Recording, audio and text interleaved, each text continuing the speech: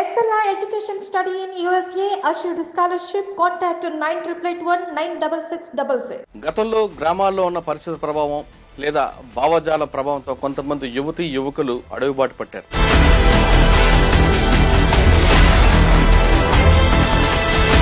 ఈ వారం మన guest Guvvala Mahesh alias Subhash. Barnur outpost మీద అటాక్ ఎలా జరిగింది? దక్షిణ తెలంగాణ మావోయిస్ట్ పార్టీ మొత్తం చేసిన దాడి. ఎందుకు మన్నూరు ఎందుకు ఎంచుకున్నారు? అవుట్ పోస్ట్ అని అంటే 3 జిల్లాల వల్ల ఒక నెల పాటు ఫారెస్ట్ లోనే ఉండి ఎదడు కట్టెలతోటి స్టేషన్ నిర్మాణం చేసి ఒక నెల మొత్తం రిహార్సల్ చేసినాం. ఎక్కడ ఏ టీము దాడి చేయాలి. కర్ణాటక పోలీసు వాళ్ళు వచ్చారు. ఇక్కడ వీళ్ళు దొరికిరు 11 మంది. వీళ్ళని వేసేద్దామని మాట్లాడుతూ అంచాల దగ్గర కూడా అంబుష్ చేస్తారు. అప్పుడు జన్మభూమి ప్రోగ్రామ్ ఏదో జరుగుతున్నది, దేవేందర్ గౌడ్ కోసం అనేది పెట్టింది, హోమ్ మినిస్టర్ కోసం. దాంతో కొట్టిరు. గువ్వల మహేష్ కోసం అప్పుడులో పోలీసులు మీ ఇంటికి వెళ్లి మీ అమ్మగారికి నాన్నగారికి బట్టలు పెట్టడం, అది కూడా వినకపోతే ఇల్లు బ్లాస్ట్ చేయించారు. ఈ 2 సంఘటనలు తెలిసే ఎప్పుడైనా? ఉద్యమంలో లోపల ఉన్న వాళ్ళని బయటికి తీసుకురావడంలో భాగంగా దాన్ని ఎట్లా సమర్థిస్తాం? ఆర్టీసీ బస్సులు దగ్ధం చేయడం వెనుక ప్రజల ఆస్తే కదా. ప్రజల ఆస్తిని దగ్ధం చేస్తే మీరు ఎవరికి నష్టం చేస్తున్నట్లేదు. ఆ రోజులు ఉన్న పరిస్థితి ప్రకారంగా ప్రజలకే నష్టం, కానీ నేను చేసే పని కూడా ప్రజల కోసమే కదా అని ఆలోచన. దగ్ధం చేయడం వల్ల ఆ గ్రామాల బస్సులు వచ్చేవి. ప్రజలను ఇబ్బంది పెట్టింది వాస్తవం. కొన్ని గ్రామాలకు బస్సులు బంద్ చేసింది వాస్తవం. గవర్నమెంట్ ఇబ్బందులైనవి. అంటే అయితే అడవులు ఉండాలి లేదా తన దగ్గర ఉండాలనేది నయం పాలసీ. అవును. మీకు పిలిచి ఏం చెప్పాడండి? సరెండర్ అయిన దగ్గర నుంచే ఏ అయితే ఆఫీసర్ ఉన్నాడో తనే తీసుకుపోయి వాళ్ళ కారు ఎక్కించింది. అవునా? అంతే కదా. ఎవరో ఒక ఆఫీసర్ అంటే మనిషిని ఒక గీత గీసి తను ముందే గీసుకున్న గీతలో దింపాలనే ప్రయత్నంగా మాట్లాడాడు. అయితే నన్ను చంపాలనే వచ్చినావు నువ్వు బయటకు. నేను బతకాలని బయటకు వచ్చినోని నిన్ను చంపాలని నేనెందుకు అనుకుంటా? ఇట్లా మాట్లాడతాను. Welcome to crime confessions. గతంలో గ్రామాల్లో ఉన్న పరిస్థితి ప్రభావం లేదా భావజాల ప్రభావంతో కొంతమంది యువతీ యువకులు అడవిబాటు పట్టారు.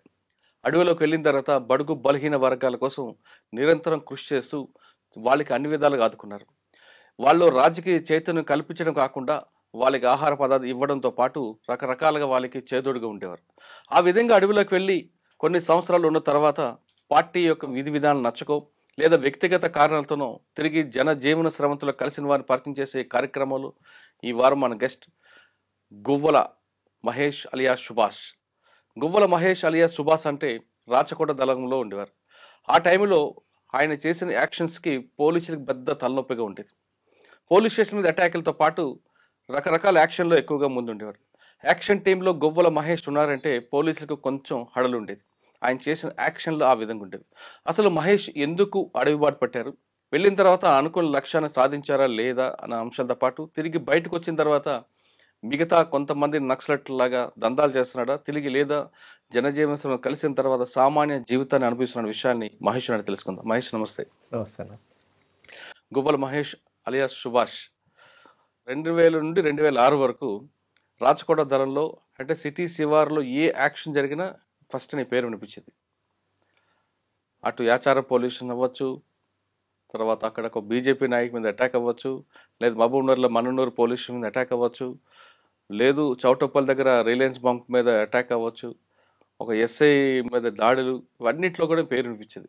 కానీ ఎవరికి చిక్కకుండా యాక్షన్ చేయడం పారిపోవడం అనేది మీ యొక్క స్టైల్.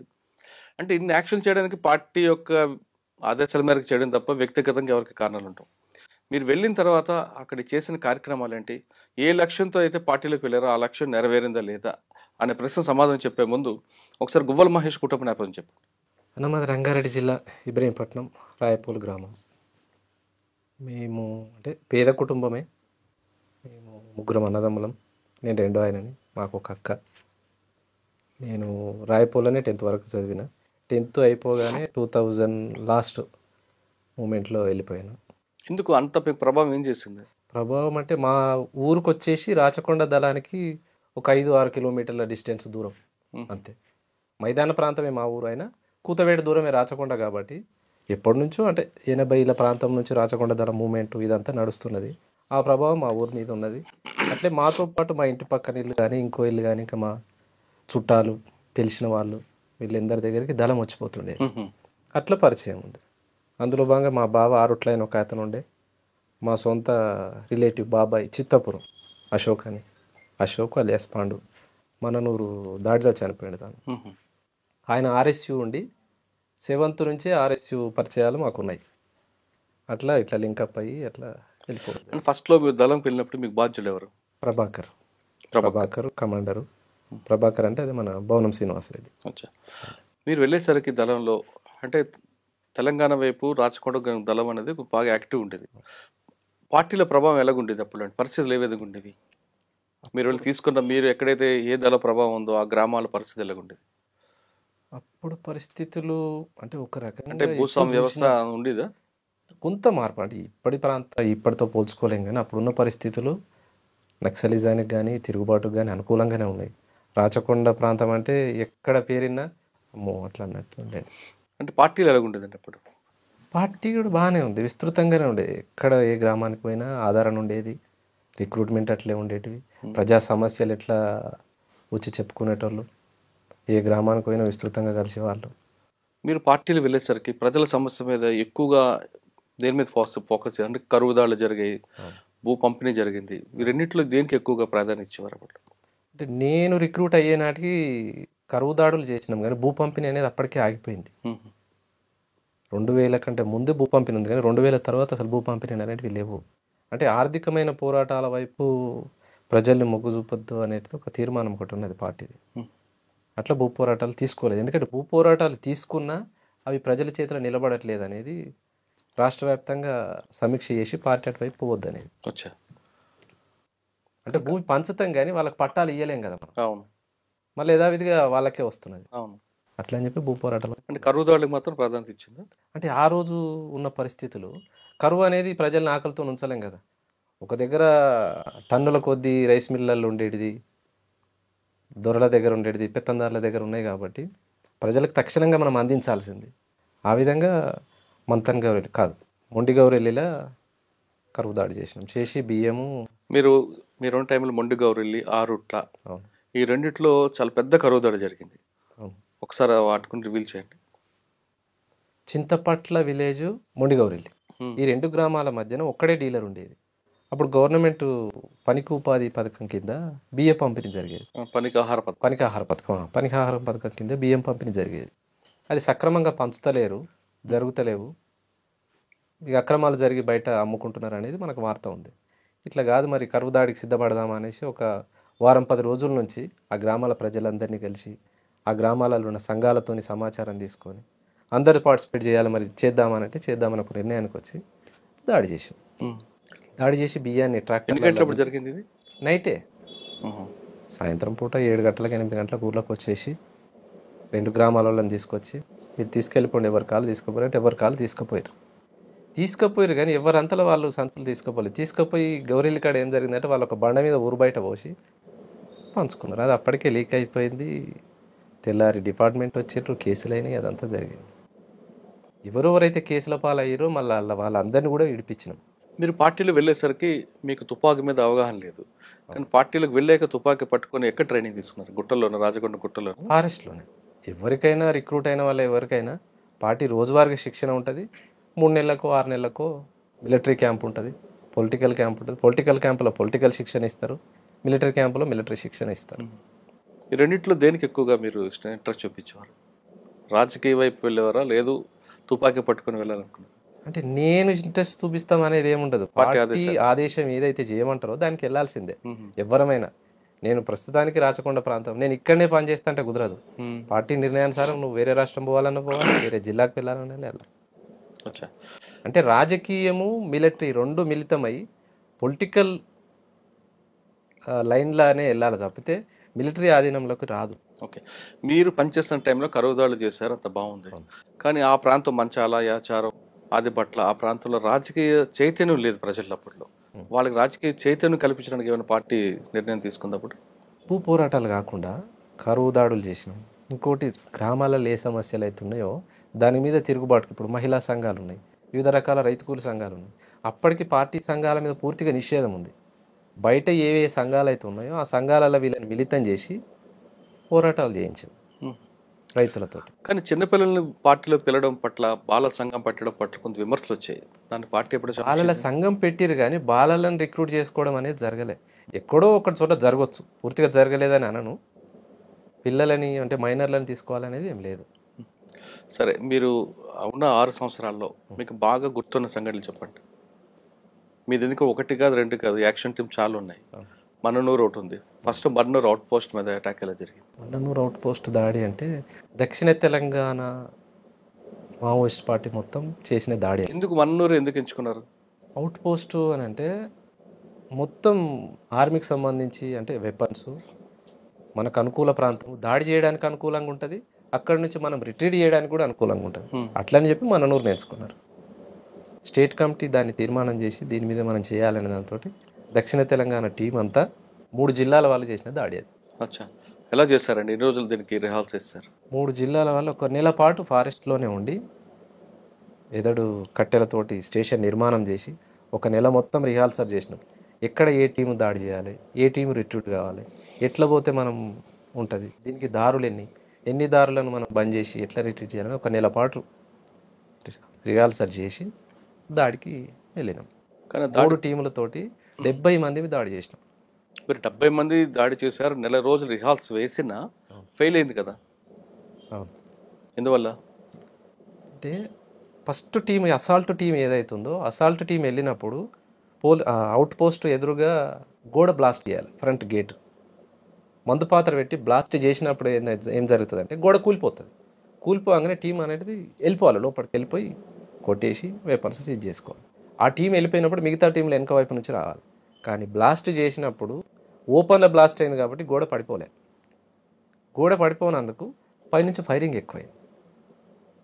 అట్లా కొంత లోపలికి వెళ్ళిన తర్వాత ఎస్ఐ కనిపిస్తుంటారు మీకు.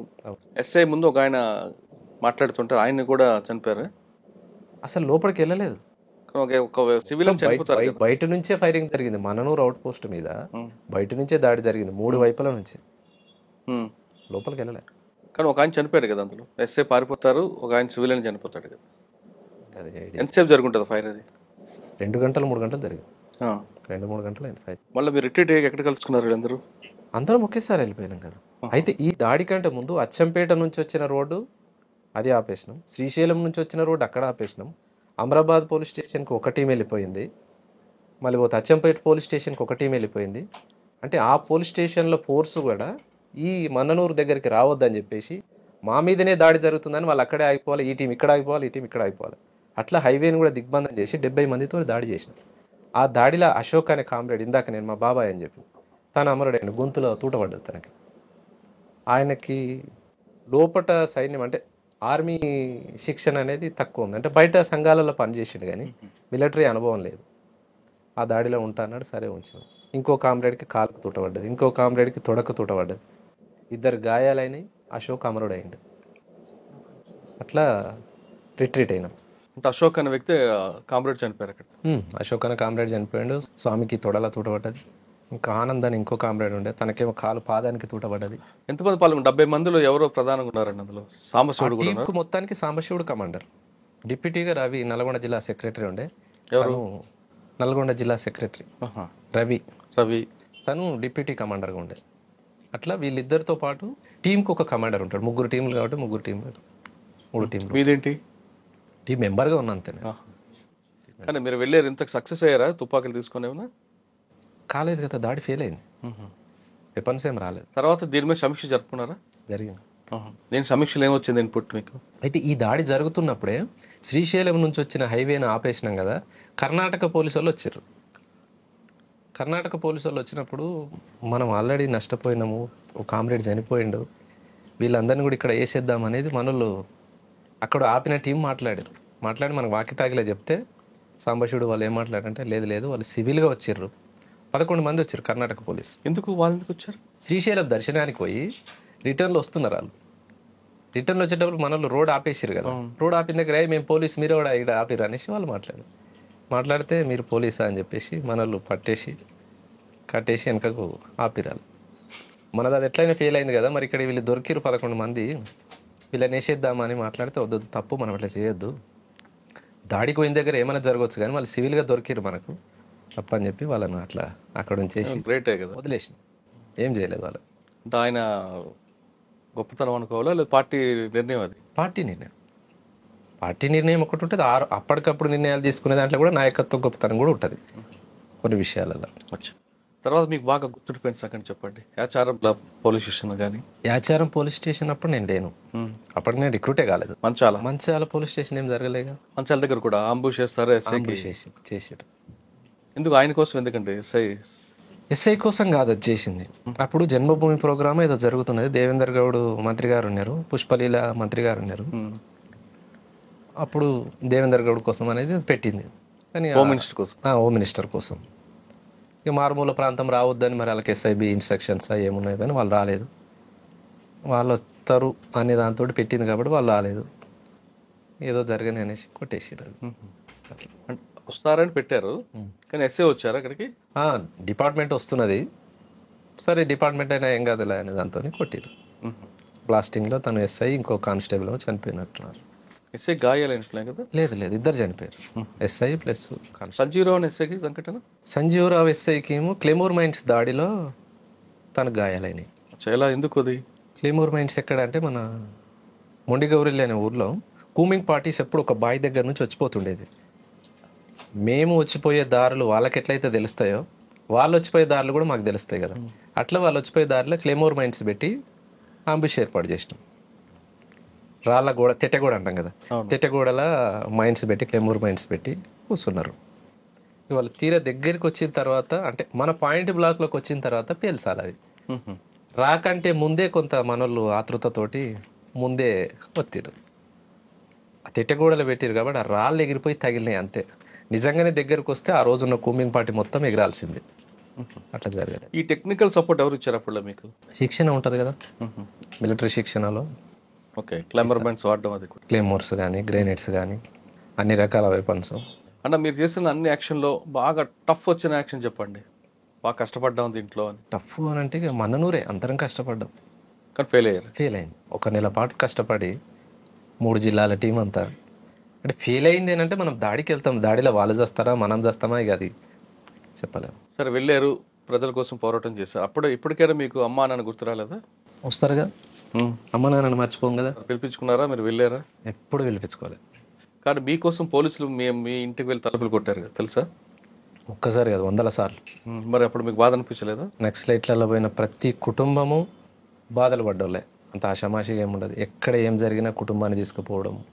ఎక్కడో జరిగితే ఇగో మీ పిల్లలు చనిపోయినరు, మీ కొడుకు చనిపోయిండు, ఇగో మీకు ఇది ఇస్తాం రండి, మీకు అది ఇస్తాం రండి. గుబ్బల మహేష్ కోసం అప్పుడులో పోలీసులు ముందు భయపెట్టడం, తర్వాత బెదిరించడం కాకుండా బుజ్జగించడం కూడా చేసేవారు. మీ ఇంటికి వెళ్ళి మీ అమ్మగారికి నాన్నగారికి బట్టలు పెట్టడం కార్యక్రమం పెట్టారు. అది కూడా వినకపోతే ఇల్లు బ్లాస్ట్ చేయించారు. ఈ 2 సంఘటనలు తెలిసే ఎప్పుడైనా? ఇల్లు బ్లాస్ట్ ఏం జరగలే కానీ కొట్టడం జరిగింది. మా తమ్ముడు అంటే ఇల్లు, మీ అమ్మగారిని అందరిని కొట్టారు, ఇల్లు కూలుస్తామని చెప్పారు. అది కూడా వినకపోతే బట్టలు ఇచ్చి కూడా మంచి చేసుకుందాం చూసారు. ఈ 2 సంఘటనలు మీకు నోటీస్కి వచ్చినాయి. ఏమన్నారు అప్పుడు మీరు? వచ్చినాయి అంటే రాష్ట్ర వ్యాప్తంగా అన్ని కుటుంబాల మీద ఎట్లయితే దాడులు జరుగుతున్నాయో అందులో భాగంగా మా కుటుంబం మీద దాడి జరిగింది. కానీ బట్టలు ఇచ్చి బుజ్జగించుకున్న కార్యక్రమానికి మీరు దానికి సమర్థిస్తారా, వ్యతిరేకిస్తారా? రాజ్యం ఎత్తుగడలలో భాగంగా పార్టీని ఎట్లయితే అంటే ఉద్యమంలో లోపల ఉన్న వాళ్ళని బయటికి తీసుకురావడంలో భాగంగా డిపార్ట్మెంట్ చేస్తున్నటువంటి ఎత్తుగడలు, అది వాళ్ళ ఎత్తుగడది. దాన్ని ఎట్లా సమర్థిస్తాం అంటే ఇప్పుడు ఎట్లా నేను ఎట్లా బయటనే ఉన్నానుకో, ఆ రోజున్న పార్టీ ఆలోచన ప్రకారంగా అవి అనేది తప్పు, వాటిని ఏవి కూడా మనం పరిగణలోకి తీసుకోవద్దు. ఉమ్మడి ఆలోచనగా అంటే ఉమ్మడి ప్రజల కోసం పోయినప్పుడు మన కుటుంబం బాధలు పెద్ద విషయమేం కాదులే, అందరిలో భాగంగా జరుగుతున్నాయి అనే దాన్ని చూడాలి. కానీ దానికి కౌంటర్గా పార్టీ కూడా ఒక నిర్ణయం తీసుకుంది అప్పట్లో. అది వాస్తవా కాదో తెలియదు. మీరు కూడా కొంతమంది ఎవరైతే బాగా టఫ్ అన్న పోలీస్ ఆఫీసర్ ఉన్నారో వాళ్ళ ఇంటికి వెళ్ళి మీ భర్త ఉద్యోగాలు రాజీనామా చేయించండి అంటూ వాళ్ళకి స్వీట్ బాక్సులు, ఫ్రూట్స్ ఇవ్వాలని ప్రయత్నం చేశారనేది ఒక వార్త ఉంది. అది వాస్తవం? మా దగ్గర అయితే జరగలేదు, ఉంటే జరిగిందేమో మిగతా జిల్లాలలో, కానీ నల్గొండ జిల్లా కమిటీ పరిధిలో మాత్రం అదేం జరగలేదు.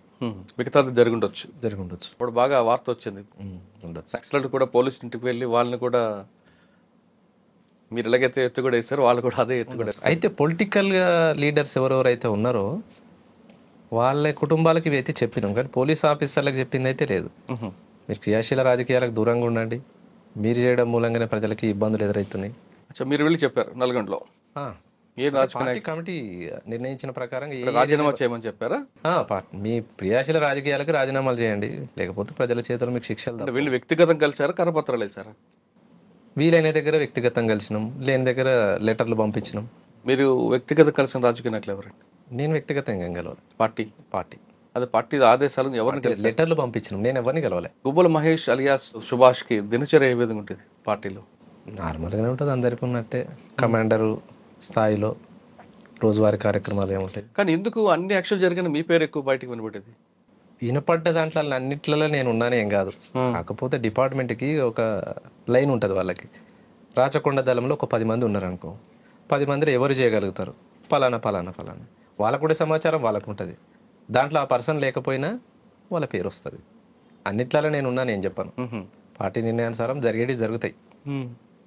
ఇక్కడ చోటబల్ దగ్గర రిలయన్స్ పెట్రోల్ పంప్ అయితే దాంట్లో ఉన్నాం. రాచకొండ దళం అంతా ఉన్నది. ఎవరి కోసం అక్కడ మీరు మాటేశారు? సిఐ సలీం పాషా ఉండే అప్పుడు, చౌటప్పల్ సిఐ సలీం పాషా వస్తాడు. అంతకు ఒక 15-20 రోజుల ముందు రిలయన్స్ పంపులో డబ్బులు ఎత్తుకపోయారు. అవును, నక్సలైట్ల పేరు చెప్పి, పార్టీ పేరు చెప్పి ఎత్తుకపోయారు.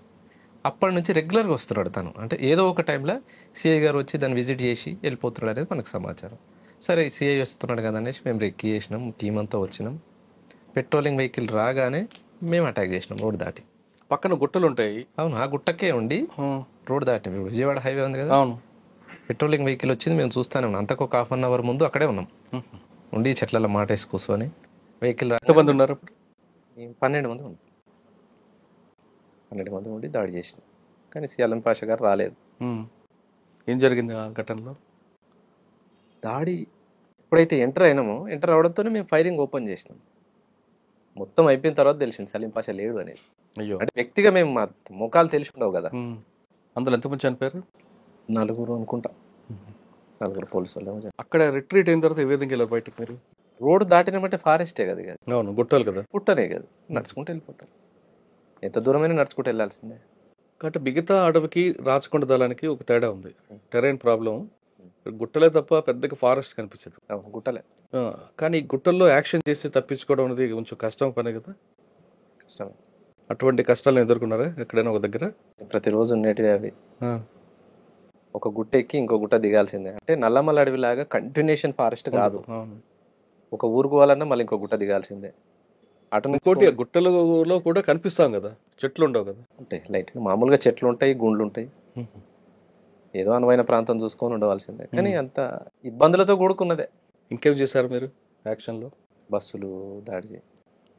రియాజ్ చర్చలకు ప్రతినిధి రియాజ్ ఉన్నాడు కదా, రియాజ్ ఎన్కౌంటర్కి నిరసనగా తూప్రాన్పేట గేట్ మీద బస్సులు తగలబెట్టాయి. ఒక 4 బస్సులు, 4-5 అనుకుంటా. ఆర్టీసీ బస్సులు దగ్ధం చేయడం వెనుక ప్రజల ఆస్తే కదా అది. మరి ప్రజల ఆశను దగ్ధం చేస్తే మీరు ఎవరికి నష్టం చేస్తున్నట్లు? ఒక రకంగా ప్రజలకే నష్టం అది. కానీ మీరు చేసే పని వల్ల ఆ ప్రాంతంలో ఆ రోజులు ఉన్న పరిస్థితి ప్రకారంగా ప్రజలకే నష్టం. కానీ మేము చేసే పని కూడా ప్రజల కోసమే కదా అని ఆలోచన. కరెక్ట్, ప్రజల కోసమే. కానీ ప్రజల ఆస్తిని దగ్ధం చేయడం కాకుండా మీరు బస్సులు దగ్ధం చేయడం వల్ల ఆ గ్రామాలకు బస్సులు వచ్చేవి కావు. మారుమూల గ్రామాలకు వచ్చే బస్సులు ఎక్కడ కూడా తగలబెట్టలే. హైవే మీద సూపర్ ఎక్స్ప్రెస్ లైవ్ పోతాయి కదా, అవి మేము తగలబెట్టి. మారుమూల గ్రామాలకు పోయే బస్సులు నైట్ ఆర్డర్లు చాలా బస్సులు వస్తాయి. కానీ మీరు చేస్తుంటే వాళ్ళకి పనిష్మెంట్ కావాలి అని డిపార్ట్మెంట్ అప్పుడు ప్రజలను ఇబ్బంది పెట్టింది వాస్తవం. కొన్ని గ్రామాలకు బస్సులు బంద్ చేసింది వాస్తవం. గవర్నమెంట్ ఇబ్బందులు అయినాయి. మీరు ఇంకా చేసిన యాక్షన్ ఏమన్నా అక్కడ? ఇన్ఫార్మర్ పేర్లతోని చాలా మందిని జరిగినాయి అనుకో గ్రామాలలో. ఇటు రాచకొండ, రంగారెడ్డి గ్రామాలు జరిగినాయి. కింద నల్గొండ, నారాయణపూర్ సంబంధించిన. రంగారెడ్డిలో ఎక్కడ చేశారు మీరు యాక్షన్? రంగారెడ్డిలో 3-4 పెద్దగా ఏం లేవు. పొద్దున్న యాక్షన్ చేసి సాయంత్రం ఎక్కడ ఉండేవారు? ఫారెస్టే. అంటే కూతవేడి దూరం రాచకొండ అడవి కదా, ఫారెస్టే. యాక్షన్ అయిన తర్వాత దానికి కౌంటర్గా పోలీసు కూడా చేస్తారు. అందులో భాగంగా మీకు కానీ మీ కుటుంబ సభ్యులు కానీ లేదా సానుభూతి పరులు కానీ ఖచ్చితంగా ఒక యాక్షన్ జరిగేది. ఆ ఆలోచన ఎప్పుడైనా వచ్చిందా? ఖచ్చితంగా వాళ్ళ యాక్షన్ అనేది ఉంటుందిగా గవర్నమెంట్ది. అరెస్టులు, జైళ్ళు, దెబ్బలు రకరకాలు జరిగింది. అంటే మీరు చేసిన యాక్షన్కి పోలీస్ చేసిన రియాక్షన్ ఏమో గుర్తు చెప్పండి. ఒకటి 24 గంటల్లో ఒకటి జరిగేది. అయితే ఇప్పుడు బియ్యం పంపిణీ జరిగింది కదా మొండిగౌరెల్లి దగ్గర, తెల్లారే డిపార్ట్మెంట్ వచ్చి అందరిని వేసుకుపోయారు. చెర్లపల్లి జైలుకి పట్టించారు. రకరకాల ఇబ్బంది, ఎన్ని కుటుంబాలు ఇబ్బంది పడాలని అన్ని కుటుంబాలు ఇబ్బంది పడ్డాయి. అక్కడ చేసిన సంఘటన రాష్ట్ర వ్యాప్తంగా పార్టీ అమలు చేస్తే కొంతలో మార్పు ఉండేది. ఎట్లా అంటే ఎవరైతే బియ్యం పంపిణీలకు పాల్గొన్న సభ్యులు ఎవరైతే ఉన్నారో, అంటే ఆ రోజు ఉన్న గ్రామస్తులు కావచ్చు, ఇబ్బందులు పడ్డ వాళ్ళందరినీ కూడా ఖర్చులు పెట్టి, ఎవరైతే లీడర్ ఆ రోజు ఆ గ్రామాలకు సంబంధించిన పెత్తందారులు ఉన్నారో వాళ్ళ ద్వారా ఖర్చులు పెట్టించి, జైలు ఖర్చులు, కోర్టు ఖర్చులు భరించి వాళ్ళ రిలీజ్ చేయించినాం. మీరా? అంటే ఆ రోజు రాచకొండ సంబంధించి పార్టీ తీర్మానం అది. ఎవరైతే లోకల్ పెత్తందారులు వాళ్ళని వాళ్ళ ఇంటికి పోయి హెచ్చరించి, వాళ్ళు జైలుకు పోవడానికి కారణం మీరే, ఎట్టి పరిస్థితుల్లో వాళ్ళని మీ ఖర్చులు భరించి మీరు వాళ్ళని తీసుకురావాలన్నప్పుడు విడిపించింది. అంటే ఆ పాలసీ మిగతా అన్ని కూడా చేస్తుంటే బాగుంటుంది. కొంత బాగుండేది. ఎక్కడ సంఘటన జరిగినా మీరు అన్నట్టు పోలీసు నుంచి ఇబ్బందులు అయ్యేది, జైళ్ళు, కోర్టులు, రకరకాల ఇబ్బందులు. అంతా పేద కుటుంబాలలో పని చేసుకుంటేనే కుటుంబాలు గడిచేటివి. అట్లా రాష్ట్ర వ్యాప్తంగా జరగలేదు. కానీ అప్పట్లో మీరు చేసే కార్యక్రమం మీకు సపోర్ట్ ఇస్తే ఒకవైపు పోలీసుల నుంచి, ఒకవేళ ఇవ్వకపోతే మీ వైపు, ఈ రెండు మీ ఇద్దరి మధ్యన చాలా మంది పేదవాళ్ళ, గ్రామీణ ప్రాంత వాళ్ళు నలిగిపోయారు. గుర్తుందా మీకు? నలిగిపోవడం అనేది పార్టీ ఎవరిని కూడా ఇబ్బంది పెట్టదు.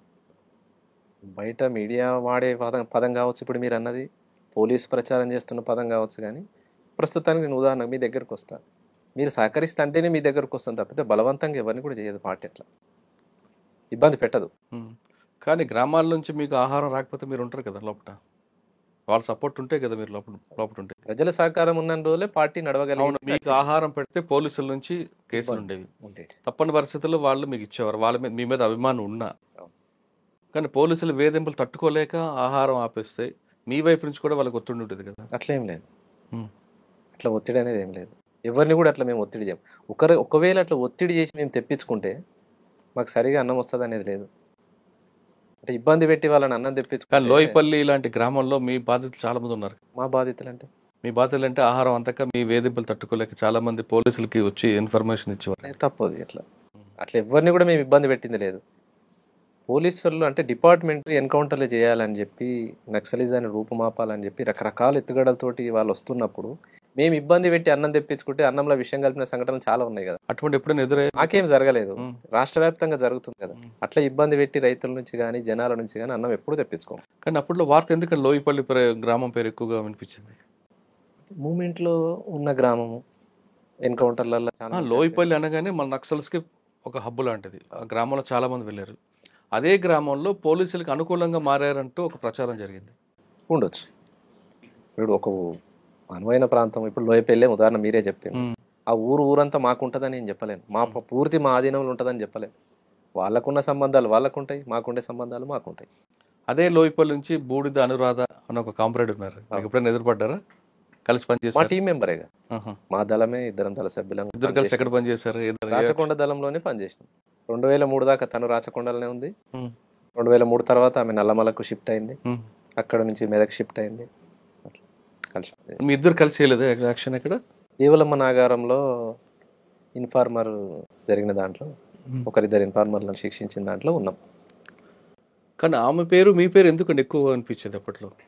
యాక్షన్ జరిగిందంటే అదే ఇందాక నేను అన్నట్టు ఒక టీంలో ఎంతమంది ఉన్నారు, వాళ్ళ ఎవరెవరైతే చేయగలుగుతారనే డిపార్ట్మెంట్కి ఉన్న నాలెడ్జ్ ప్రకారం వాళ్ళు బయటకు రిలీజ్ చేసేది. అంతేగాని ఒకరిద్దరి పేర్లు వచ్చినంత మాత్రాన వీళ్ళిద్దరే పూర్తి సంఘటన చేసినట్టు కాదు. ఏదున్నా పార్టీ నిర్ణయం, కమిటీ అంతా నిర్ణయించి చేసిందే. వ్యక్తిగా నలుగురు కలిసి చేసిందే కానీ ఒక్కరు ఆధీనం కాదు. మీ దళంలో మీకు సమకాలికులు ఎవరు? మొత్తం నేను రాచకొండలనే ఉన్నది ఏం లేదు. 2001లో రిక్రూట్ అయిన తర్వాత ఒక 3 నెలలు ఇక్కడ ఉన్న తర్వాత కృష్ణపట్టి దళంకి వెళ్ళిపోయాను. అక్కడ 2002 వరకు ఉన్నా. 2002 తర్వాత అక్కడ ఉన్నాక మళ్ళీ 2003కు మళ్ళీ రాచకొండకి షిఫ్ట్ చేసి.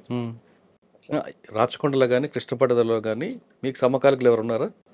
ఆల్మోస్ట్ అందరు సమకాలికులు. అంటే ఏరియా కమిటీ ఉంటుంది, ఏరియా కమిటీ మెంబర్స్ ఉంటారు, వాళ్ళపైన ఏరియా సెక్రటరీ ఉంటాడు.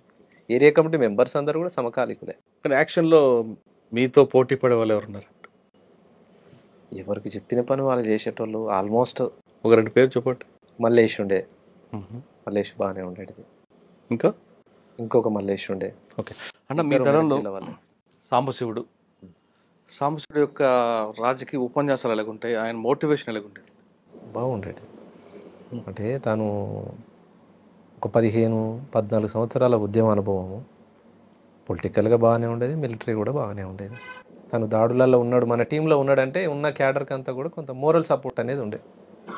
పెద్ద నాయకుడు మనతో పాటు ఉన్నాడు, ఏం కాదులే, మనం తక్కువ మంది ఉన్నా కొట్టగలుగుతాంలే అనే ధీమా అనేది ఉంటుంది.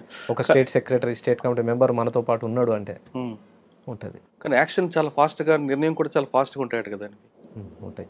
కానీ పార్టీలో అంత వేగంగా నిర్ణయం తీసుకోవడం కూడా పార్టీ ఒప్పుకోదు కదా, ఆలోచించి నిర్ణయం తీసుకోవాలి కదా. అంటే దీంట్లో ఏంటంటే ఏదైనా కమిటీ తీర్మానం అనేది ఒక వ్యక్తిగా వచ్చేది కాదు.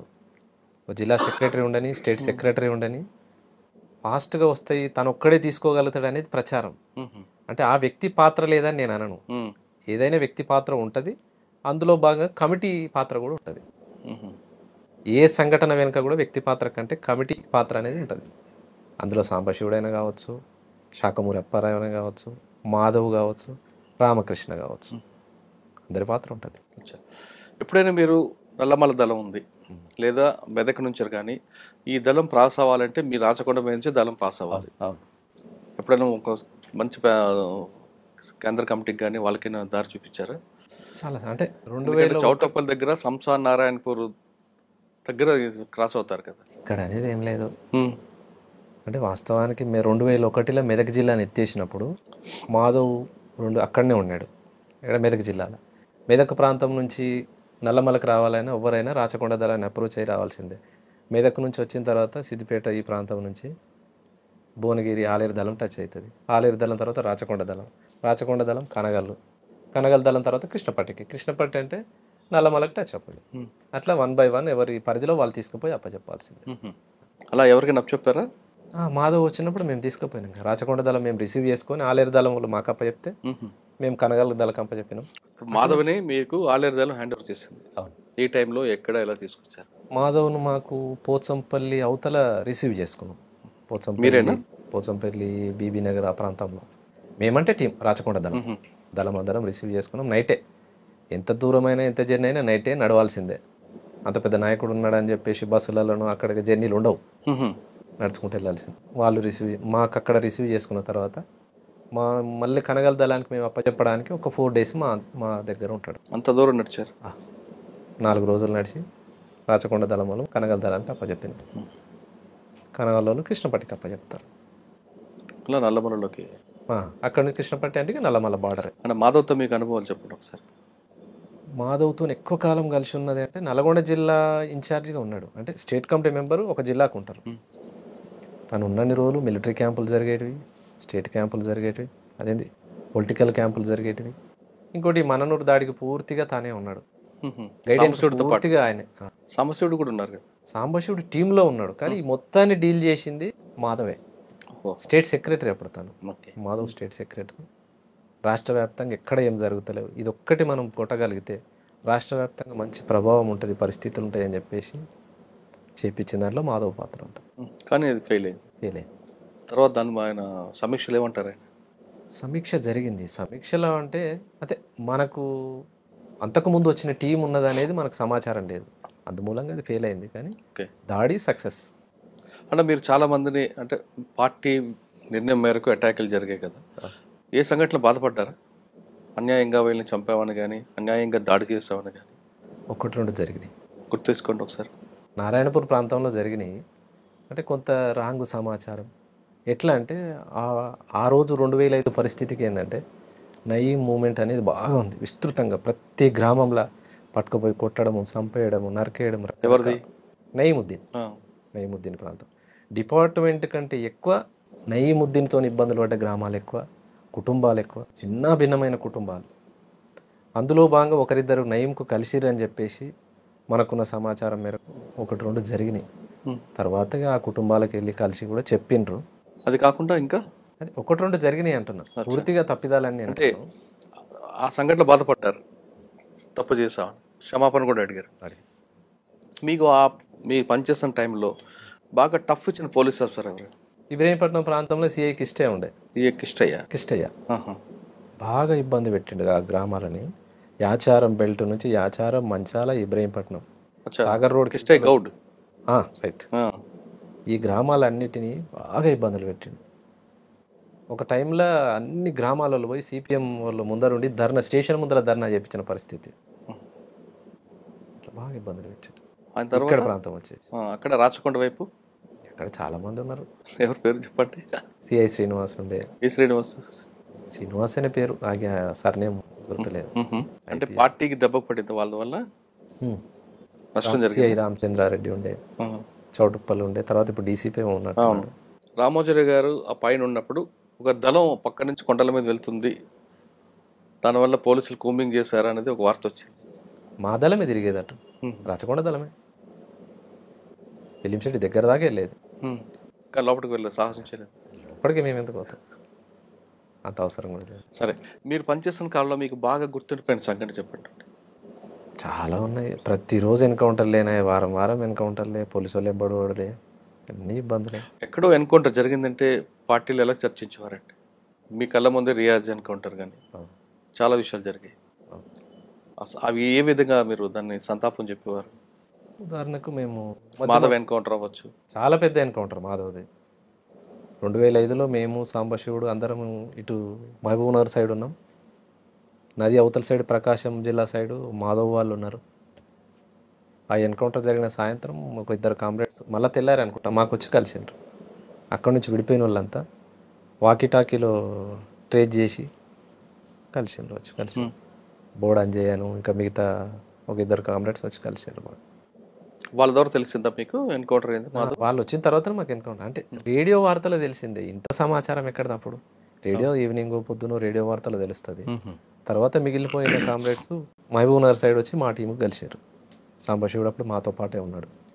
మిగిలిన విడిపోయిన వాళ్ళందరినీ కోఆర్డినేట్ చేసుకొని తీసుకొచ్చి ఆయన అమరుడైనందుకు మీరు ఏమైనా అక్కడ సంతాపం ప్రకటించారా? సమీక్ష జరుగుతుంది, సంతాపం జరిగింది. సంతాపం తర్వాత మాధవ్ జరిగిన ఎన్కౌంటర్కి నిరసనగా ఆత్మకూరు పోలీస్ స్టేషన్ దాడి చేశారు. మీరా? ఎలా చేశారు? రాచకొండ దళమే ఆత్మకూరు పోలీస్ స్టేషన్ మీద దాడి అనేది. రాష్ట్ర వ్యాప్తంగా ఏ ఒక్క సంఘటన జరుగుతలేదు. అయితే మన ఏరియాలో చేద్దామని చెప్పేసి ఆత్మకూరు నల్గొండ జిల్లా, ఇప్పుడు భువనగిరి పక్కన ఆత్మకూరు ఉంటుంది, మోత్కూరు పక్కన, దాని మీద దాడి చేసినాం. దాడి చేసి ఒక ఎస్ఐ చనిపోయినట్టు, 3 కానిస్టేబుల్ చనిపోయినారు. వెపన్స్ దొరికాయి అప్పుడు? వెపన్స్ దొరకలే. ఓకే. మనకున్న సమాచారం ఏంటంటే దాంట్లో స్ట్రాంగ్ రూమ్లో వెపన్స్ ఉంటాయి, కానీ డిపార్ట్మెంట్ తక్కువనే ఉంటారు. దాంట్లో ఒక 6-7 మంది ఉంటారు. ఎస్ఐ దగ్గర మాత్రం పిస్టల్ ఉంటుంది, లోపల 303 వెపన్స్ ఉంటాయి, కానీ అవి వాడరు, స్ట్రాంగ్ రూమ్లో ఉంటాయని సమాచారం. ఆ విధంగా దాడి చేసినాం, పోలీస్ స్టేషన్ కొంత బ్లాస్ట్ చేసినాం, కానీ ఆ స్ట్రాంగ్ రూమ్ తీయలేకపోయినాం. మాధవ్ ఎన్కౌంటర్కి రిటాలియేషన్ చేశారు. ఆ విధంగా ఇంకేమైనా చేశారా? అదొక్కటే, ఆత్మకూరు పోలీస్ స్టేషన్ ఒక్కటే దాడి చేసినాం. దాడి చేసి ఒక ఎస్ఐ దగ్గర పిస్టల్ వచ్చింది, మిగతా 3 కానిస్టేబుల్ ఏమో చనిపోయినట్టున్నారు. ఎస్ఐ ఎవరు అప్పుడు? మహమ్మద్ జిలానీ. ఓకే. ఎస్ఐ. మీకు 2 వీలర్లు అని ఎక్కడ దొరికివ్వండి అప్పుడు? సంబంధించిన వాళ్ళు మన వాళ్ళు ఉంటారు కదా, అంతా మిలిటెంట్స్, సానుభూతి పరులు వాళ్ళయే. కుట్టల్లో కూడా చాలా ర్యాష్ డ్రైవింగ్ చేస్తారు సుభాష్ అంటారు. అట్లా ఏం లేదు, అందరితో పోయినట్టే అన్నట్టు. కానీ బాగా పేరుంది కదా. నాకు బయట వెహికల్ అసలు డ్రైవింగే రాదు, పార్టీలో పోయిన తర్వాతనే డ్రైవింగ్ నేర్చుకున్నారు. కానీ ఆ గుట్టల్లో చాలా ఫాస్ట్ డ్రైవింగ్ చేయగల సమర్థుడు సుభాష్ అని పేరు పోలీసులు. దేవలమ్మ నాగారం దగ్గర ఒకసారి ఎంటపడ్డారు. అయితే నేను గుర్తుపట్టారా వాళ్ళు? గుర్తుపట్టలే. మురళి నేను సిటీకి వేరే పని మీద వెళ్ళినాం. మురళి అంటే మెదక్ జిల్లా అతను. పోయి బండి మీద వచ్చి బైక్ గుట్ట కింద పెట్టి మేము పైకి వెళ్ళిపోయినాం. పైకి వెళ్ళిపోయినప్పుడు అక్కడ చుట్టుపక్కల ప్రాంతాల బర్లకాడుల్లో లేకుంటే జీవాల దగ్గర ఎవరో చూసిండ్రు. సమాచారం ఎటో పోయింది. దాదాపు జీవాల కాడులు, పశువుల కాడులు చెప్పరు, పార్టీకి పూర్తి పట్టు వాళ్ళే. కానీ అదేందో మరిగా అంటే ఎవరో ఒకరు జరిగింది, లీక్ అయింది. ఆ రోజు గుట్ట మీద దళం ఉన్నది, ఉన్నాం.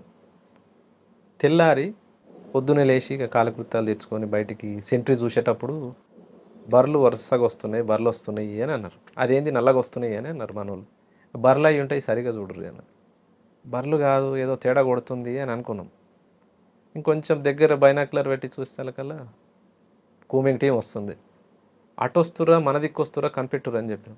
కరెక్ట్గా మేము బండి ఎక్కడైతే కింద పార్క్ చేసినామో ఆడికే వస్తున్నారు, అక్కడికే వస్తున్నారు.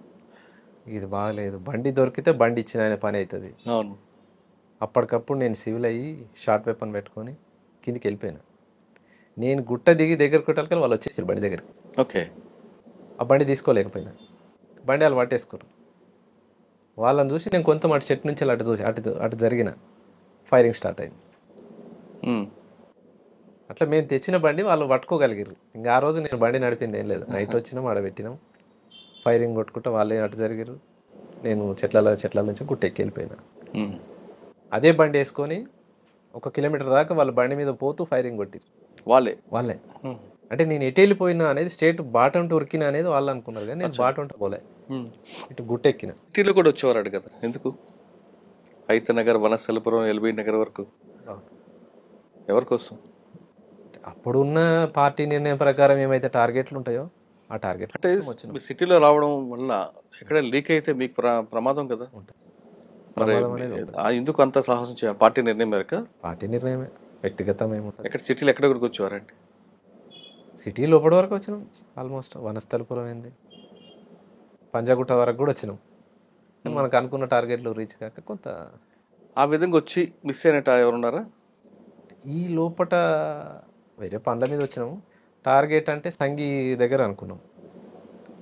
సంఘీ మరి వాళ్ళ అన్నదమ్ములలో ఎవరికో గన్మెన్ ఉండేది. ఆ గన్మెన్ స్టెన్ కార్బన్ వెపన్ ఉండేది. కొడితే మనకు వెపన్ అన్న వస్తుంది కదా అనే ఆలోచనతోటి ఆడ కొట్టాలనుకున్నాం.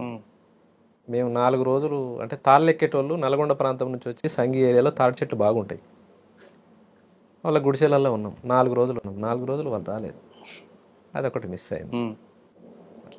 ఇంకొకటి డిఆర్డిఎల్ దగ్గర సెక్యూరిటీ ఉంటుంది కదా, వాళ్ళ దగ్గర ఎస్ఎల్ఆర్లు ఉన్నాయని చెప్పేసి మనకు మిత్రుడు చెప్పిండు, ఇక్కడ ఎవరో సెక్యూరిటీ ఉంటున్నారు, ఆ టార్గెట్ చేస్తే మనకు ఒక 5-4 ఎస్ఎల్ఆర్లు వస్తాయి అనే సమాచారం ఇస్తే మన వాళ్ళు, అంటే డిఆర్డిఎల్ అని తెలియదు, ఆ కామ్రేడ్ వచ్చి జిల్లా కమిటీ వాళ్ళకి చెప్పినందుకు జిల్లా కమిటీ వాళ్ళు నాకు చెప్పి నువ్వు ఒక టీం వేసుకొని పో, అక్కడ ఏదో 4-5 వస్తాయట మనకు ప్రయత్నం చేస్తే అనేసి అంటే టీం ఎంగేజ్ అయ్యి వచ్చినాం. తీరా చూస్తే అది డిఆర్డిఎల్. అక్కడ కొట్టి మనం ఎక్కడ ఎస్కేప్ అవుతాం, ఇది కష్టం, అసలు మన పని అవుతుంది అని చెప్పేసి దాన్ని రిట్రీట్ చేసుకున్నాం.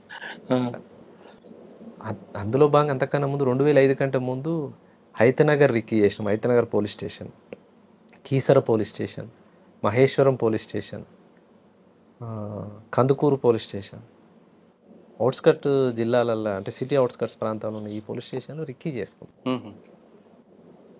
ఈ 5 పోలీస్ స్టేషన్లలో ఏదో ఒకటి దాడి జరగాల్సి ఉండే, కానీ లోపల నల్లమలలో ఎన్కౌంటర్ అయ్యి అప్పుడున్న స్టేట్ కమిటీ మెంబర్ చనిపోవడం, రకరకాలుగా కొత్త డిస్టర్బెన్స్ జరిగి ఆగిపోయినాయి. లేకపోతే ఈ 5 పోలీస్ స్టేషన్లలో జరిగేది. మీరు పంజాగుట్టకు వచ్చి షాన్బాగ్ దగ్గర ఒక centre committee member Takkadipalli Vasudevarao alias Ashanna కలిశారని వార్తుంది, వాస్తవం? అంటే ఆశన్ననే అనేది నాకు తెలియదు. ఇప్పుడు పార్టీ పలానా మనిషిని మీరు కలిసి రావాలి, మాట్లాడేది ఉంది, పోయి రండి అని అంటారు, పోయి వస్తాం, వచ్చారా, పోయి కలిసి ఉంటాం. కానీ తన ఆశన్న అనేది ముందు చెప్పరు. వచ్చిన తర్వాత కలిసారా లేదా? కలిసిన, కానీ తాను ఆశన్న నాకు కూడా తెలియదు. ఇప్పుడు సుదర్శన్ ఒకసారి కలిసిండు, అంతకుముందు ఇంకో స్టేట్ కమిటీ అతను ఒకసారి కలిసిండు, అట్లా చాలా మంది కలిసిండ్రు, కానీ తానే ఆశన్న నాకు తెలియదు. ఆయనతో కలిసి ఏం మాట్లాడారని?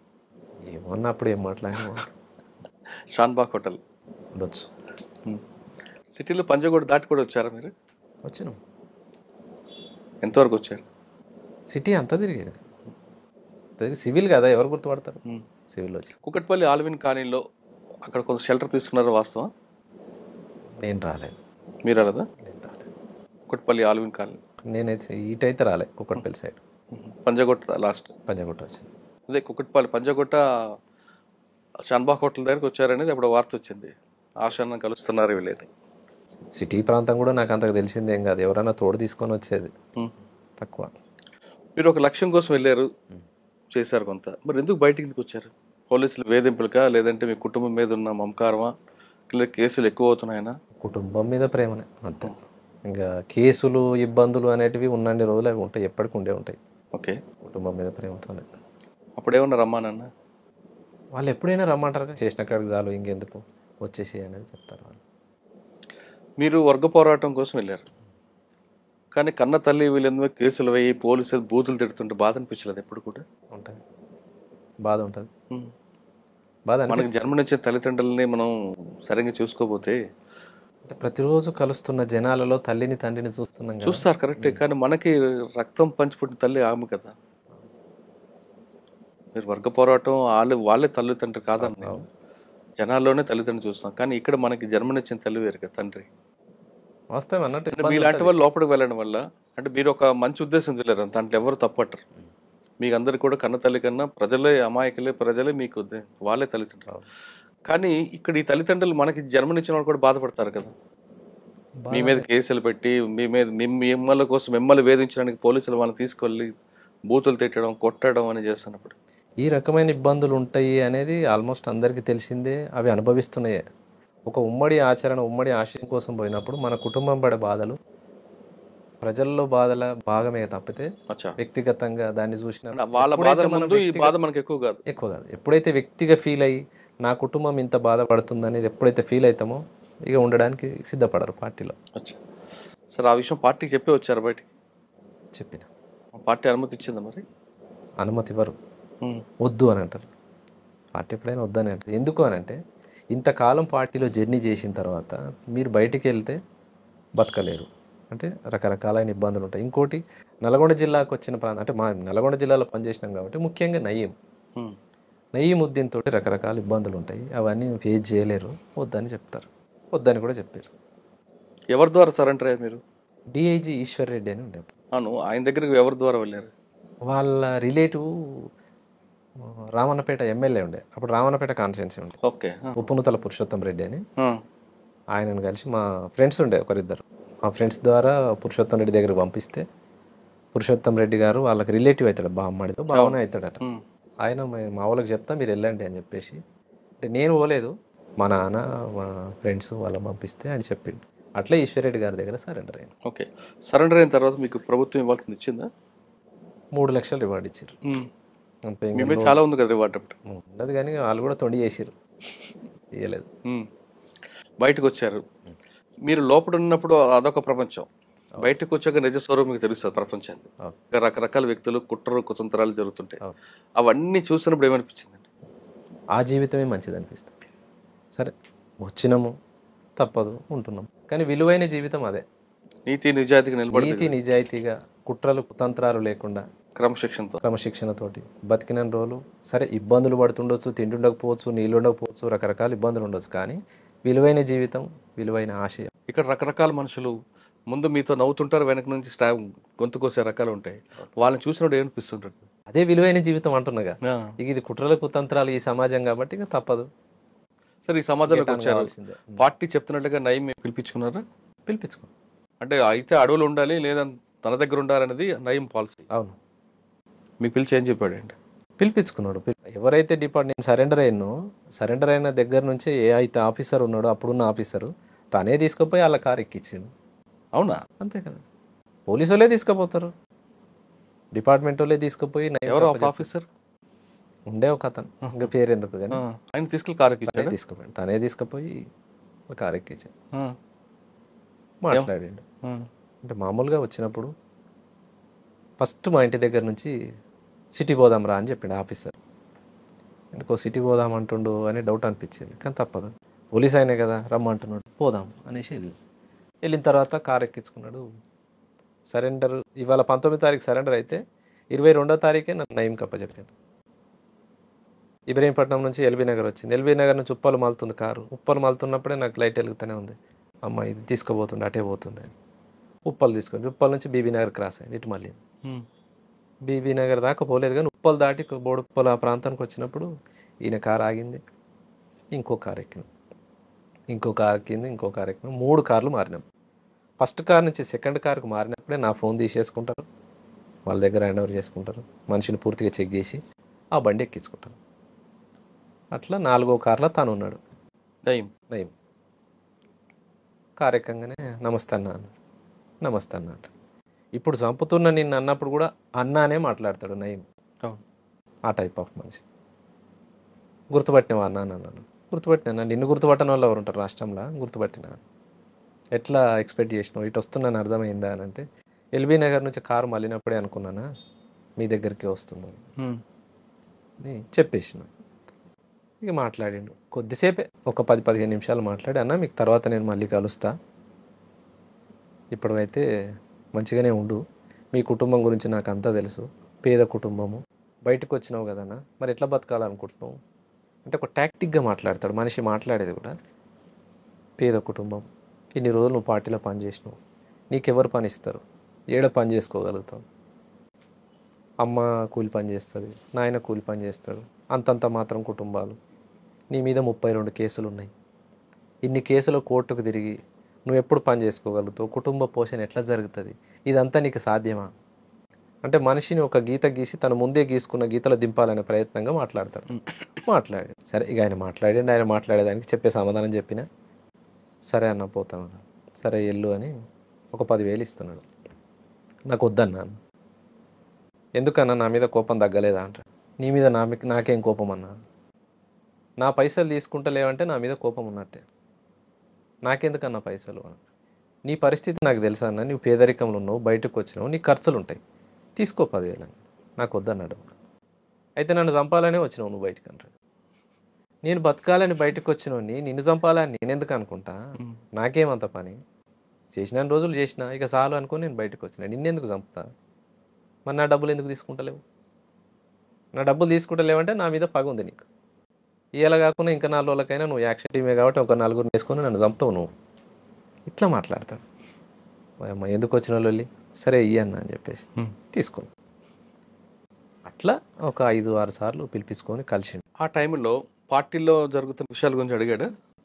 అడుగుతాడు ఏం జరుగుతుంది, తన గురించి ఎవరెవరు ప్లాన్ వేస్తున్నారనే విషయాలు. స్టేట్ కమిటీ ప్లానింగ్ జరుగుతుందా, సాంబశివుడి గురించి కూడా అడిగాడా.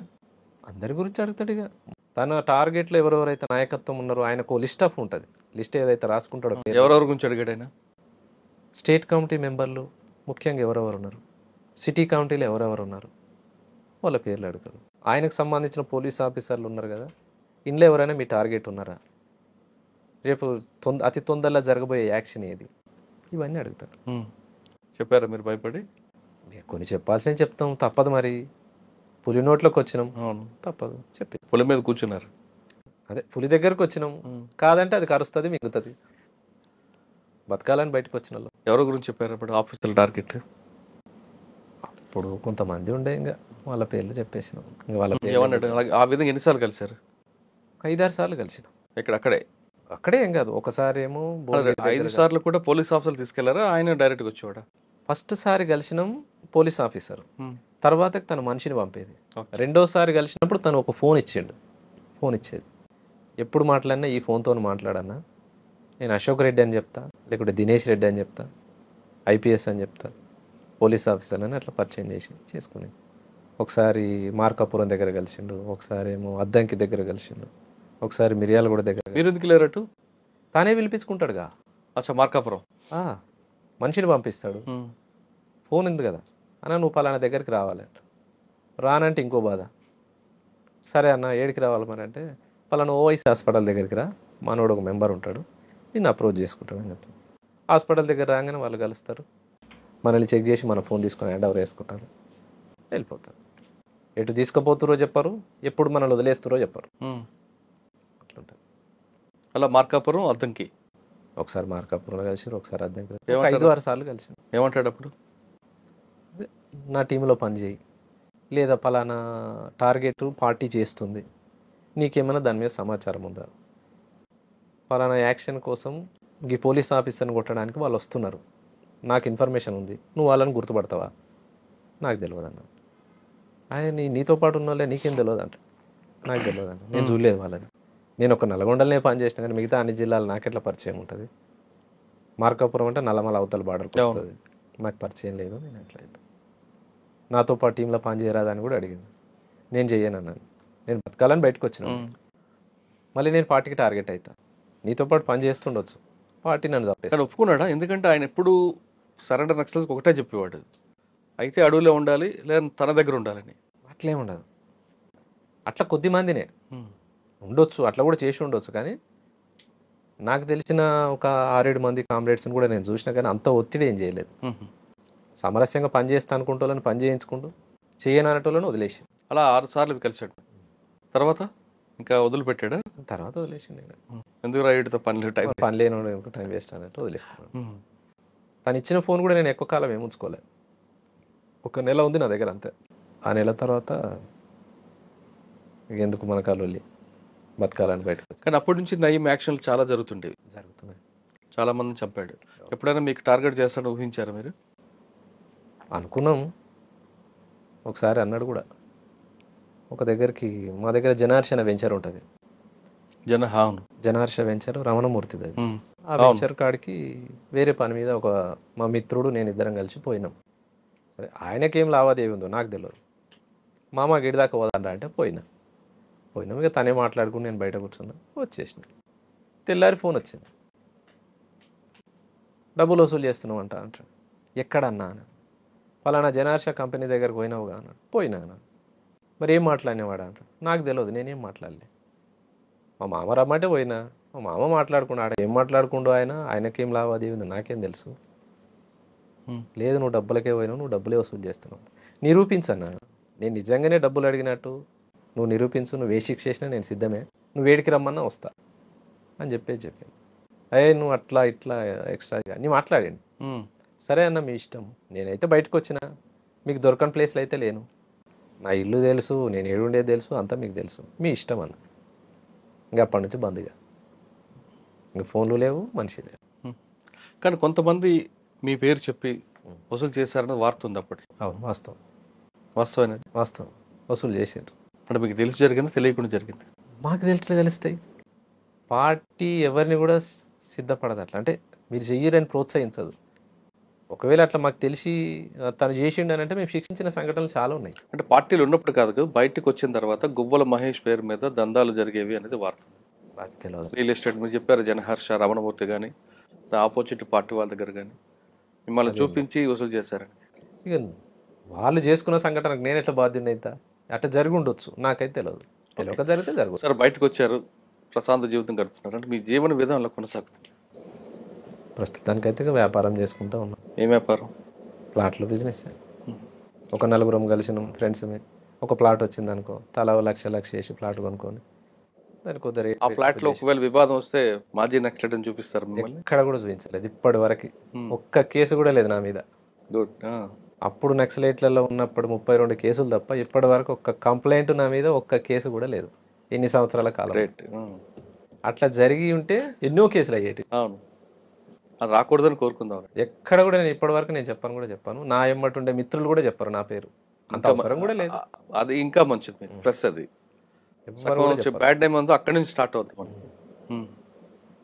అంటే హైదరాబాద్ ఈ ప్రాంతంలో ఉన్నాం కాబట్టి ఇప్పుడు నడుస్తున్న బిజినెస్ అదే. ఇంకోటి వాస్తవానికి ఏంటంటే ఉద్యమంలో పని చేసిన వాళ్ళం ఇంకో దగ్గర పని చేయలేము, ఒకరి కింద ఎట్లా చేయగలుగుతాం అనేది ఒకటి, కొన్ని ఈగోస్ ఉంటాయి. అక్కడ విలువలతో కూడిన జీవితం చూశారు, ఇక్కడికి వచ్చిన తర్వాత కొంతమంది చేతులు దాల్చడం ఇబ్బందిగా అనిపిస్తుంటది కదా? ఇబ్బంది అనిపిస్తుంది, వాస్తవమే.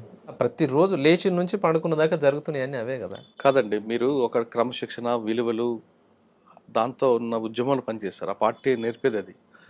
ఇక్కడికి వచ్చిన తర్వాత ఆ విలువలతో ఉండాలనుకుంటే ఆత్మగౌరవం దెబ్బతింటుంది. ఆత్మగౌరవం ఉంది కదా అని మీరు కాముకుంటే ఆకలి వస్తుంది. ఆకలి చంపుకోవడానికైనా ఆత్మగౌరవం చంపుకుంటారా, ఆత్మగౌరవం కోసం ఆకలి చంపుకుంటారా? అంటే సిద్ధాంతపరంగా అప్పుడున్న రాజకీయాలు ఆ విలువలతో ఇప్పుడు మనం బతకాలని అంటే నిజానికి కొంత ఇబ్బందికరమైందే. మరి ఎట్లా మనం బతకాలని చెప్పి ఇబ్బందులు పడి మనం ఉండలేం కదా. అంటే విలువలను తగ్గించుకొని బతకాల్సిన అంత అవసరం ఏం లేదు. సరే ఇవాళ మనకు రూపాయి దొరుకుతుంది, ఆ రూపాయే చాలు, 10 రూపాయల కోసం అడ్డదారులు దొక్కాల్సిన అవసరం లేదు. కరెక్ట్, ఉన్న దాంట్లోనే సర్దుకుంటాం. అన్న మధ్యమడుగు ఎన్కౌంటర్ సార్ చెప్పండి, ఎలా చేశారు, ఎలా జరిగింది, ఆ రోజు ఏం జరిగింది? మధ్యమడుగు ఎన్కౌంటర్ అంటే మేము స్టేట్ కమిటీ ఏదో మీటింగ్, జిల్లా కమిటీ మీటింగ్ జరిగింది నల్లమల ప్రాంతంలోనే జరిగింది. అంటే మధ్యమడుగు అవతల ప్రాంతం. అక్కడి నుంచి నల్గొండ టీం విడిపోయి నల్గొండ టీము నల్గొండ జిల్లా కంటే కృష్ణపట్టి ఏరియాకి వచ్చేటప్పుడు ఇప్పలపల్లి టు మధ్యమడుగు మధ్యలో రోడ్, ఒకటే రోడ్, అది రావడం పోవడం.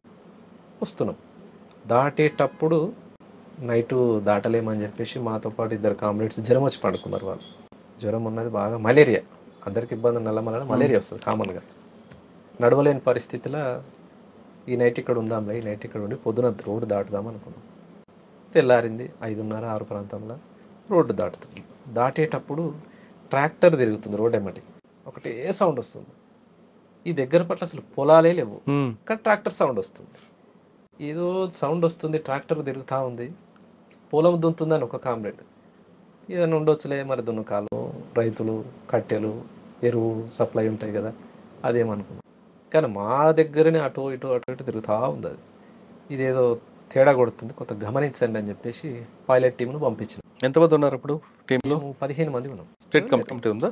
మేమే రాచకొండ, కృష్ణపట్నం, నల్గొండ జిల్లాకు సంబంధించిన టీం ఓకే. వస్తున్నాం. పైలట్ టీంను ముందు పంపినాం. ముందు పంపితే చూసిండ్రు వాళ్ళు. చూసి ఏం లేదన్నా, ట్రాక్టర్ ఏదో పని మీద పోతున్నట్టుంది అని అన్నారు. సరే ఎందుకైనా మంచిది గమనించుకుంటా దాటండి అని చెప్పేసి రోడ్ దగ్గరకు వచ్చాం. రోడ్ దగ్గరకు వచ్చి అందరం ప్యారలల్గా ఉన్నాం రోడ్కి. స్ట్రైట్ ఇట్లా కాకుండా ప్యారలల్గా కూర్చున్నాం. ఎవరు పొజిషన్లో వాళ్ళు కూర్చోండి, ఎందుకైనా మంచిది, వెపన్ లోడ్ పెట్టుకొని కూర్చోండి అని చెప్పి అని పైలట్ టీంని రోడ్ దాటించినాం. పైలట్ టీం రోడ్ దాటింది. దగ్గర నుంచి అటు నుంచి 2 మనుషులు నడిచి వస్తారు. ఆ టీం దాటిన వెంటనే వాళ్ళు లైన్ క్లియర్ అన్నప్పుడు మేము దాటాలి. వాళ్ళు చెప్పే కంటే ముందే 2 మనుషులు ఇట్లా నడిచి వస్తారు. నాతో పాటు ఉన్నాయన, అన్న ఎవరో వస్తుర్రే అన్న, గమనించు వాళ్ళకి షూస్ ఉన్నాయా, చెప్పులు ఉన్నాయా చూడు అన్న. చెప్పులే ఉన్నట్టున్నాయన, ఏదో సైండిల్ చెప్పుల్లాగా కనిపిస్తుంది అని. సరే ఒక్క నిమిషం వాళ్ళు దాటినాక మనం దాటుదాం అనుకున్నాం. తీరా వాళ్ళ దగ్గరికి వచ్చేటప్పుడు చూస్తే ఏంటంటే ఏకే వేసుకున్నాడు, ఇట్లా వెనకకి పెట్టాడు. బెల్ట్ అనేది కనిపిస్తుంది, వెపన్ బెల్ట్. అన్న వీళ్ళు పోలీసు వాళ్ళేనే అన్నాడు. వాళ్ళు కామన్గా వెళ్ళిపోతేనేమో ఏమనొద్దు, మనల్ని కూడా అవతలకి దాటి కవర్ తీసుకున్నారు, చెట్ల సాటుకే ఉన్నారు కదా అనుకున్నాం. వాళ్ళు దగ్గర దాకా వచ్చి ఫైరింగ్ ఓపెన్ చేశారు. ఫైరింగ్ మాదికు కాకుండా దాటిన టీం మీద ఫైర్ అవుతాం. మేము కూడా ఒక్క సెకండ్ ఆడికెళ్ళి ఒక 15 అడుగుల దూరం వెనకకు పోయి పొజిషన్ తీసుకొని మేము ఫైరింగ్ ఓపెన్ చేసినాం. మాదికు ఒక టీం ఫైర్ కొడుతుంది, ముందున్న టీం మీద ఒక టీం ఫైర్ కొడుతుంది. ఇక మేము వెనకకి రిట్రీట్ అయినాం. ముందు టీము ఏమైందో తెలియదు. ఇక వాళ్ళు అటే పోయినరు, మేము వెనకకు వచ్చాం. అదే దాడిలో 3 కామ్రేడ్స్ అమరులయ్యారు. పైలట్ టీం 5 మందితో ఉంటే 2 బయటికి వెళ్ళిండ్రు, 3 అమరులయ్యారు. దాంట్లో భూషణ్ అనే ఒక కామ్రేడ్ ఉండే, తను అక్కడ నుంచి రిట్రీట్ అయ్యి బ్యాగ్ ఒక దగ్గర పడేసి యూనిఫామ్ ఒక దగ్గర తీసేసి హైదరాబాద్లో తేలిండు. తను అంటే మాకు కలవాల్సిన తను మా దగ్గరికి రాకుండా, ఆ ప్రాంతం ఆయనకు పట్టులేదు, తెలియని ప్రాంతం, హైదరాబాద్కి వచ్చేసి. అయితే మేము రిట్రీట్ అవుతున్న క్రమంలోనే మాతో పాటు ప్రభాకర్ అనే కామ్రేడ్ ఉండే, మాధవ్ గన్మెన్ తను అప్పటి వరకు. తర్వాత ఆయన రాచకొండకు మెంబర్గా పంపారు, దళ సభ్యునిగా ఉండాలని, నువ్వు షిఫ్ట్ అని అంటే ఈ ట్రాన్స్ఫర్ అయింది. మలేరియా జ్వరం వచ్చింది ఆ కామ్రేడ్కి, తను చనిపోయింది ఆ దాడిలో. పడిపోయింది అంటే ఇక్కడ మోకాళ్ళ తూడబడ్డది. తనని తీసుకొద్దామని నేను పోతున్న క్రమంలో విపరీతమైన ఫైరింగ్ మా మీదకి. ఇక తనని కూడా తీసుకురాలేదు, కానీ మేమే రిట్రీట్ అయినాం. ఆ గాయమైన కామ్రేడ్ అక్కడి నుంచి జరుపుకుంటూ పోయి చెట్టు పొదలో ఉన్నాడు. అదే చెట్టు పొదలో చనిపోయాడు. తను డిపార్ట్మెంట్ కూడా చూడలేదు ఆయన. తర్వాత ఒక 2 నెలల తర్వాత జీవాల కాడుళ్ళు ఆయన బట్టలు, ఆయన వెపన్ తీసుకొచ్చి పార్టీకి అప్పచెప్పారు. ఎవరు అంటే పశువుల కాపర్లు ఉంటారు కదా, పలానా అన్న ఇక్కడ చనిపోయినట్టుండన్న.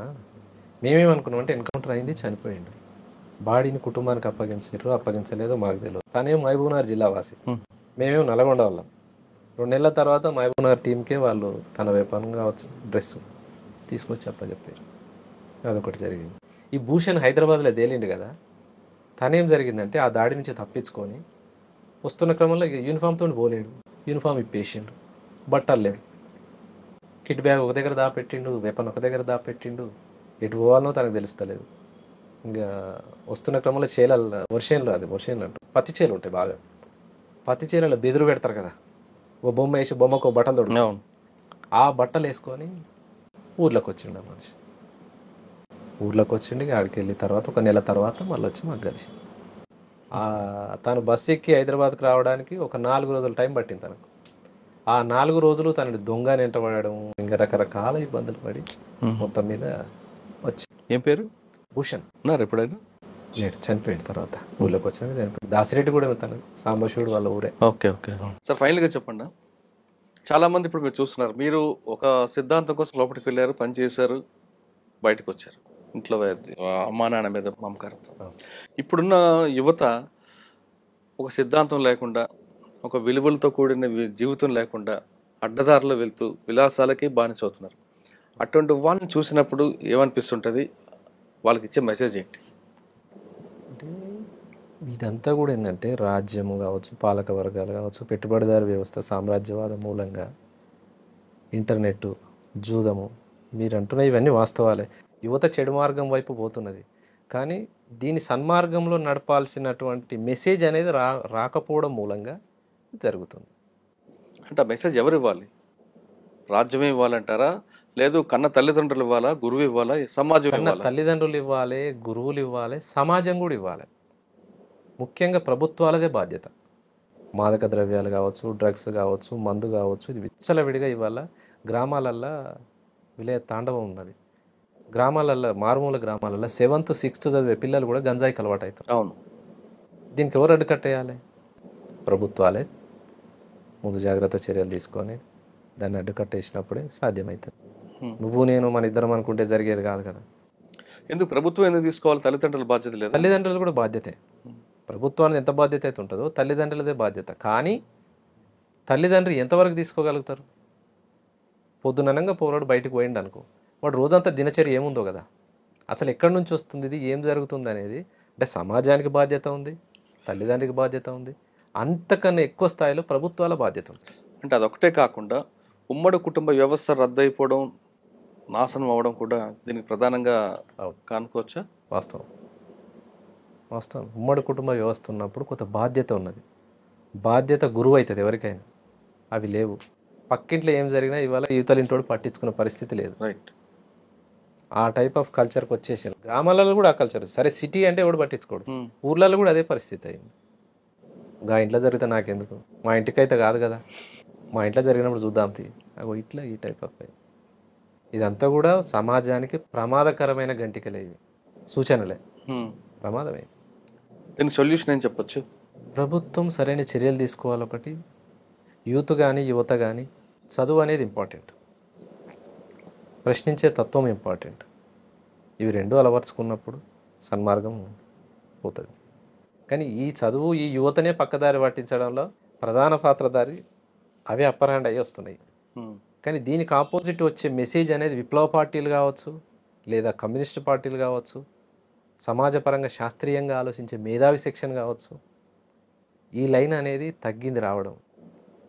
సమాజాన్ని చెడగొట్టే లైనే ఎక్కువ వస్తుంది. ఒకప్పుడు పార్టీలోకి ఒక డెడికేట్గా చదువుకున్న వాళ్ళు ఒక కమిట్మెంట్తో వెళ్ళేవారు, వచ్చేవారు. అప్పుడు అది క్రమేపీ తగ్గిపోవడం కారణం అనుకోవచ్చు.